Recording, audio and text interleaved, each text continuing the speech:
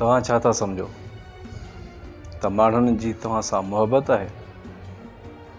तव्हांजा मिट, तव्हांजा माइट उहे तव्हां सां प्यार कंदा आहिनि? कॾहिं बि न। तव्हां सिर्फ़ु बीठा आहियो त माण्हुनि जो हुजूम तव्हां सां गॾु आहे।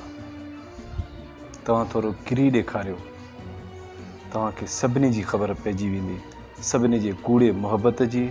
इंसान जेसीं ताईं बीठो आहे त उन सां हमेशह सभु गॾु हूंदा आहिनि। चवंदा आहिनि त किरे जो केर बि कोन्हे।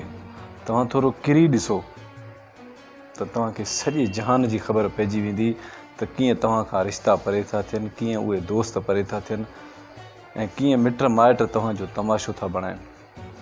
हथु ॾियणु तव्हांखे गवारा न कंदा। ही त अलाह जूं महिरबानियूं आहिनि जो तव्हांजे चहिरे ते मुस्कुराहट आहे। तव्हां सिहतमंद आहियो। तव्हां पाण कमाए पंहिंजी फैमिली खे, पंहिंजे ॿारनि खे, पाण खे ख़ुशि कयूं वेठा आहियो त तॾहिं माण्हू तव्हां सां जुड़ियल आहिनि। न त माण्हू तव्हांजो इंतज़ारु था कनि त कॾहिं किरे थो असां टहक ॾेई खिलूं। अलाह पाक हर इंसान खे 4 दफ़ा ज़िंदगी में चांस ॾींदो आहे।